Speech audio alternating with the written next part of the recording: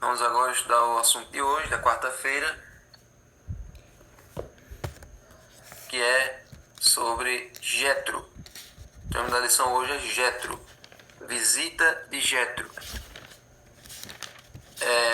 Algumas Bíblias, ou melhor, em todas as Bíblias, diz que Jetro tem um segundo nome, que é Reuel. Só que esse nome nunca é usado, só é usado uma vez para dizer que ele tinha esse outro nome, mas o nome oficial dele é Jetro. Ele é o sogro de Moisés, para onde Moisés fugiu depois que ele matou o egípcio. Ele foi lá, se agregou com ele, se tornou pastor de ovelhas, assim como ele, e defendeu as filhas dele, e também se casou com Zípora, que é a filha mais velha dele. Então esse é um pequeno retrospecto de quem é Jetro na história do Êxodo. Então esse episódio aqui aconteceu, assim como o maná, assim como a água da rocha, tudo isso aqui aconteceu antes do Sinai. Antes da entrega da lei. Tudo isso aqui aconteceu antes. Então Jetro agora vai visitar Moisés lá no Êxodo, lá no deserto. O povo de Israel estando lá no deserto. Jetro agora vai visitar ele e vai levando com ele Zípora e seus dois filhos, Gerson e Eliezer. Por que ele levou Zípora? Porque na nossa cabeça, Zípora saiu do Egito junto com Moisés. Se a gente for perguntar aqui quem acha que Zípora saiu do Egito junto com Moisés, todo mundo ia achar que sim, né?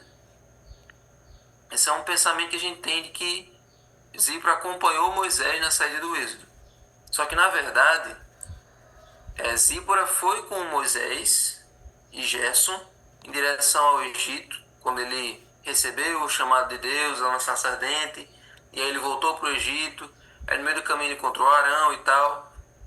Ele foi com Zípora, só que depois que ele se encontrou com o faraó, e o faraó deu aquela negativa, e depois piorou o trabalho dos israelitas, e Moisés começou a ver que as coisas não iam ser tão fáceis assim, de que ele ia encontrar resistência por parte do faraó, e que isso poderia correr risco de vida.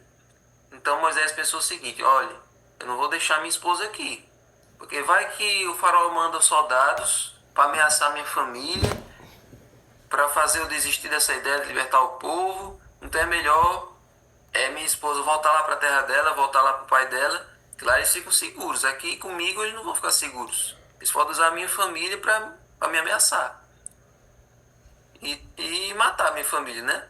Então, em algum momento ali, não sei se antes das pragas ou durante as pragas, Moisés mandou Zípora e o filho de volta para Midian, para ficarem seguros lá com o pai dela, Jetro. Então por isso que agora, no Êxodo, agora que o problema já tinha passado, agora que eles estavam marchando triunfantemente em direção a Canaã, livre de todos os perigos, então agora Zípora poderia voltar para fazer companhia ao seu marido. Você pode imaginar que toda essa jornada Moisés fez sem a esposa, sem a família. Ele deve ter se sentido muito desamparado, muito solitário. Cuidar de todo o povo, mas não tem ninguém que cuidasse dele. Então você vê aí a importância do casamento. Um líder, um servo de Deus precisa de alguém para apoiá-lo, para estar com ele ali quando ele se cansa de lidar com aquelas pessoas, porque ele teve que lidar durante todos esses dias com 2 milhões de pessoas zombando dele, criticando ele, murmurando sobre ele, e sem ninguém para estar ali do lado dele, para ser aquele ombro amigo, para apoiá-lo naqueles momentos. Então Jetro agora traz a família para servir de apoio para Moisés.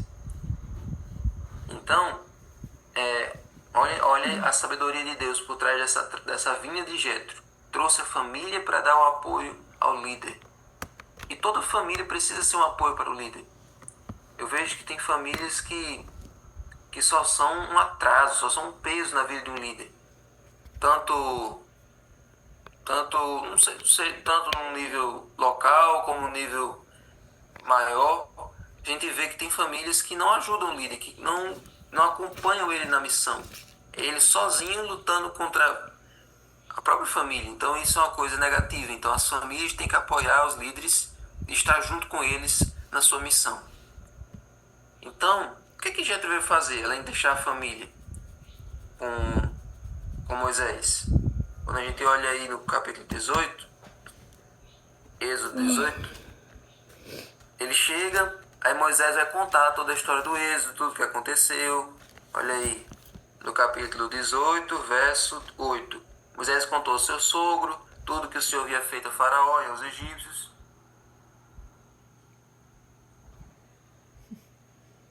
Por amor de Israel e todas as aflições que enfrentaram no Egito e como o Senhor os havia livrado. Então Jetro ficou contente com o que o Senhor havia feito em Israel, começou a louvar a Deus também, e ali fizeram sacrifícios. Então foi um momento ali muito bom, um momento aconchegante. Então Moisés contou toda a história para ele e ele louvou a Deus. Só que aí Jetro agora vai olhar como é que era o dia a dia de Moisés no Êxodo, como era a rotina dele. E aí Jetro começa a perceber o seguinte, olha o verso 13. No dia seguinte, Moisés sentou-se para julgar o povo, e o povo estava em pé diante de Moisés, desde a manhã até o pôr do sol. Então veja que o povo, eles, qualquer coisinha, desde uma questão simples até uma questão mais complicada, tudo eles levavam a Moisés. Por quê? Porque Moisés era o porta-voz de Deus, era o homem escolhido por Deus para conduzir o povo.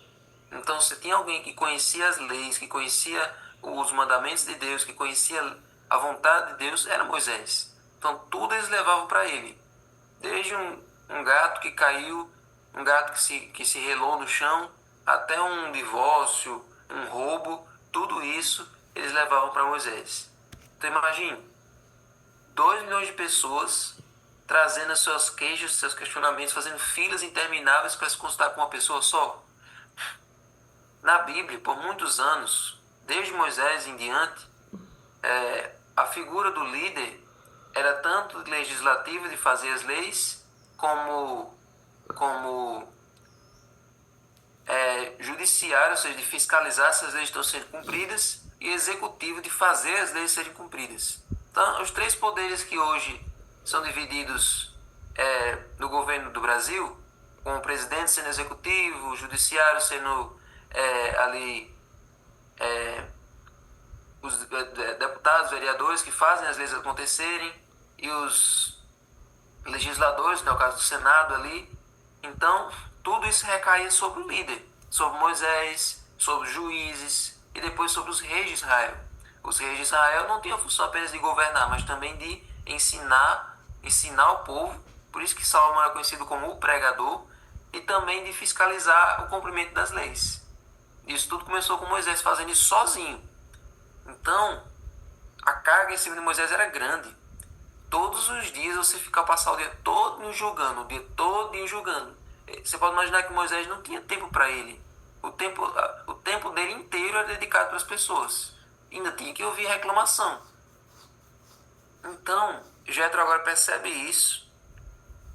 E aí agora ele vai e dá uma dura em Moisés. Diz, olha, que é isso que você está fazendo ao povo? Por que você fica sozinho, sentado, e todo o povo está em pé diante de você desde a manhã até o pôr do sol? Aí Moisés responde, é porque o povo vem a mim para consultar a Deus. Eu sou o porta-voz de Deus. Quando eles têm alguma questão, vem a mim, para que eu julgue entre um e outro, e eu lhes dou a conhecer os estatutos de Deus e as suas leis. Aqui vale abrir um parênteses interessante. Esse aqui é um dos poucos registros de que existia a lei de Deus antes do Sinai. Porque se eu dou a conhecer ao povo os estatutos de Deus e as suas leis, isso aqui, olha, é o capítulo 18. É no 20 que Deus vai dar a lei moral, e depois do 20 é que Deus vai dar as leis do Êxodo, aquelas leis civis.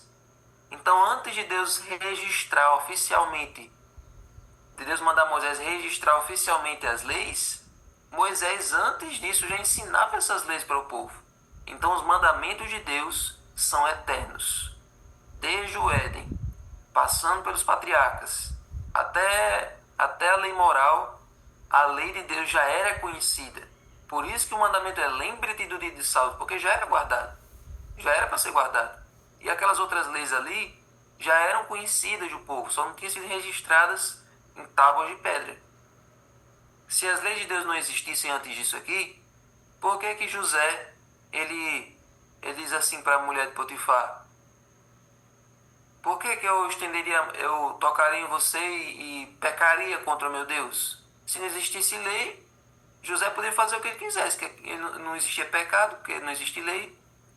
Então, pela existência da lei, é que existe o pecado, que é a transgressão da lei. Então, José tinha conhecimento de que aquilo era errado, porque ele tinha noção da lei de Deus. Está entendendo? Então, essa é a questão. Moisés já ensinava a lei de Deus antes delas ter sido entregue. Estou fechando parênteses. Então ele diz: olha, o povo vem a mim para ele consultar a Deus e eu dou a conhecer as leis de Deus. Aí Moisés diz, aí Jetro diz: não é bom isso que você está fazendo. Já pensou você chegar diante do líder de todo o povo de Israel e dizer que o que ele está fazendo não é bom, é errado? Veja o detalhe aqui. Veja que ele fala de uma maneira bem, bem assim, não rude. Ele não chega de maneira rude. Ele chega de uma maneira educada. Ele diz: olha, não é bom isso que você está fazendo. Não é bom. Ele diz: ó, você está errado. Ó, você está completamente errado. Você está equivocado. Você como líder está falhando nisso aqui. Não. Ele não chega de maneira agressiva. Ele chega de uma maneira mais educada, de uma maneira mais mansa. Ele diz: cautelosa, exatamente, Deus, obrigado. Ele diz: olha, não é bom. Não é bom. Então você precisa rever isso aí. Com certeza todos ficarão cansados, tanto você como este povo que está com você. Porque Moisés estava cansado de lidar com as pessoas. E as pessoas com certeza estavam cansadas de ter que esperar o dia todo para falar com Moisés. Ficar numa fila do SUS, numa fila interminável, para chegar onde estava Moisés. Então ele diz: ó, você vai se cansar, o povo também vai se cansar, vai ser ruim para todo mundo. Isso vai ser pesado demais para você. Você não pode fazer isso sozinho. E agora ele vai dizer o seguinte: olha, escute o que eu vou dizer. Eu o aconselharei e que Deus esteja com você. Represente o povo diante de Deus, leve as suas causas a Deus, ensine os estatutos e as leis, beleza. Mas procure entre o povo, verso 21, homens capazes, tementes a Deus, homens que amam a verdade e odeiam a corrupção. Então procure entre o povo pessoas assim. E aí, ó, você vai colocar sobre 1000, sobre 100, sobre 50, sobre 10, para que eles julguem o povo durante esse tempo. Toda causa grave eles levam para você, e que toda causa pequena eles julgam e vão ajudar você a levar essa carga. Então, se você fizer isso, se essa for a ordem de Deus, olha esse detalhe da fala de Jetro. Se você fizer isso, e se essa for a ordem de Deus, então você poderá suportar, e também todo este povo voltará em paz ao seu lugar. Moisés atendeu as palavras de Jetro e fez o que ele tinha dito.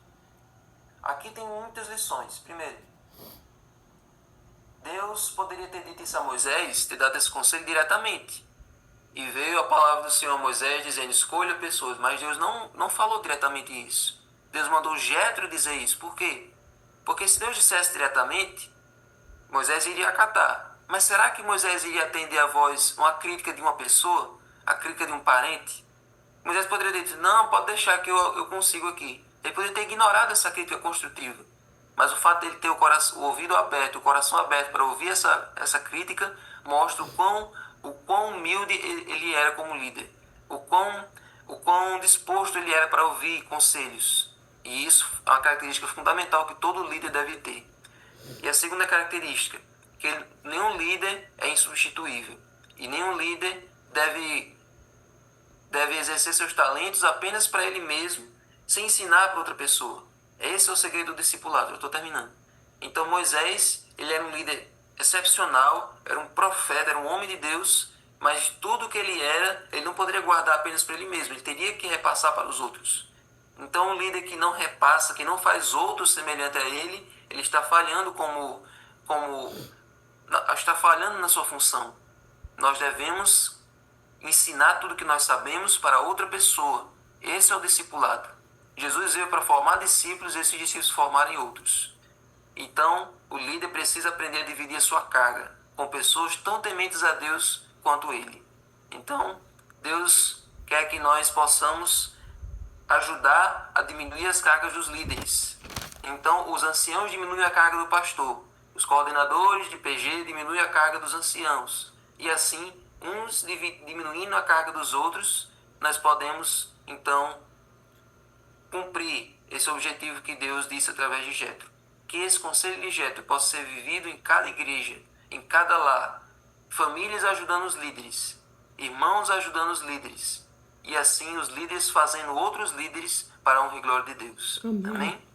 Senhor Deus, muito obrigado, Senhor, pelo conselho de Jetro, que ecoa até nós depois de 3.000 anos.